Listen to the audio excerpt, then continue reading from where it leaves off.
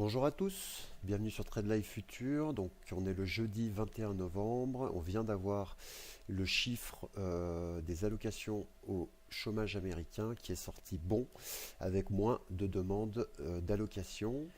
Donc on va regarder ensemble. On va commencer par le dollar index. Donc le dollar index hier qui a fortement rebondi suite à une annonce comme quoi les États-Unis voudraient baisser leur programme de rachat d'actifs. Donc, en général, quand les investisseurs achètent du dollar, c'est un peu des inquiétudes sur l'économie.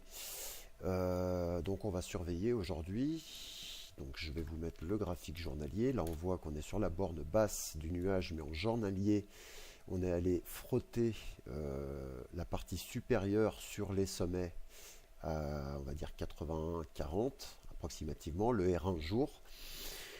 Donc là, pour l'instant, on revient toucher la Tenkan au niveau du pivot. Ce qui, donc là, la baisse pour le moment du dollar laisse remonter l'euro qui a hier buté sous sa Kijun journalière et fait un magnifique chandelier vendeur, donc qu'on voit ici, et cassé une oblique qui maintenait les cours ici. Si je regarde en 240 minutes, donc on voit que cette oblique tenait bien, et puis le dollar, c'est lui qui tient les rênes, hein, donc breakout haussier, et l'euro redescend rapidement. Donc là, pour l'instant, pas grand-chose à faire. On surveillera quand même aujourd'hui la proximité de 34,90 pour voir si on pourrait avoir une petite continuation ici d'une trentaine de points dans un premier temps sur futur. On voit quand même que la plupart des paires en dollars sont dans le vert. La plus puissante pour le moment, c'est la livre sterling. La moins forte, c'est les paires australiennes et néerlandaises qui sont très baissières, donc à privilégier pour des ventes. La livre sterling, elle est quand même très très très jolie. Donc elle a bien tenu, elle a bien résisté au choc.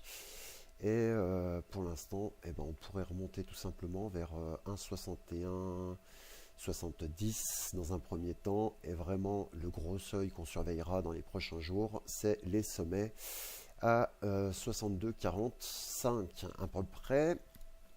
On va juste regarder rapidement le pétrole. Donc le pétrole, c'est assez simple. Depuis pratiquement une semaine et demie, on fait des allers-retours entre la borne basse à 93, on va dire 93,50 et les mèches qu'on a eues à 93,30.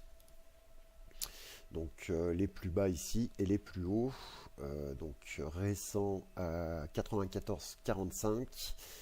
Donc là, pour l'instant, on travaille vraiment de plus en plus pour essayer de sortir par le haut de ce range, mais c'est difficile et ça pourrait venir, donc on reste un peu patient et on note que si vous voulez acheter du pétrole, à mon sens, donc il faudrait plutôt privilégier le Brent.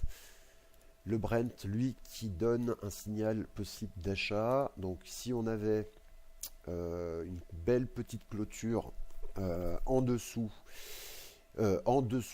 pardon, de cette région, on va dire une belle petite clôture 108,50, on aurait un signal pour aller chercher déjà dans un premier temps les 110. Voilà. Donc on a eu trois impacts jusqu'ici. Là, on commence à essayer de passer par-dessus. Et donc la première cible de cette oblique, c'est le premier contact, normalement, donc aux alentours, on va dire, de 111, quoi. On va dire 110 pour prendre une petite marge de sécurité. Si je regarde l'US Oil, mais en contrat CFD, bon, c'est à peu près le même schéma, c'est quasiment la même chose. La résistance 94,30, mais c'est quand même plus baissier que le Brent. On voit que le Brent est bien plus orienté haussier. Et donc, si vous voulez acheter un pétrole, je vous conseille plutôt celui-là sur repli, je précise. Donc, si on vient à confirmer la cassure, on pourrait avoir dans les prochains jours un repli. Et le repli, on pourra essayer de voir si on peut l'acheter. Voilà. Et sinon, les métaux, c'est toujours très baissier depuis l'échec la semaine dernière qu'on a tradé ensemble. Donc l'échec fermeture du week-end, elle était ici. Et depuis dimanche soir, c'est une dégringolade constante.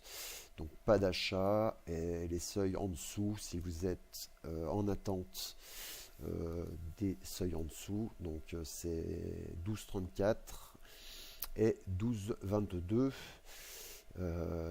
Pas grand chose pour le moment à faire. On vend surtout pas ici. Je pense pas que ce soit une bonne idée. Même si ici ça paraît assez évident, je pense que c'est assez risqué quand même. Donc à part en très court terme, tant qu'on n'est pas sur des beaux seuils journaliers, on attend. Et l'argent, lui, c'est encore plus moche que l'or. Et il pourrait retourner rapidement vers 19,30.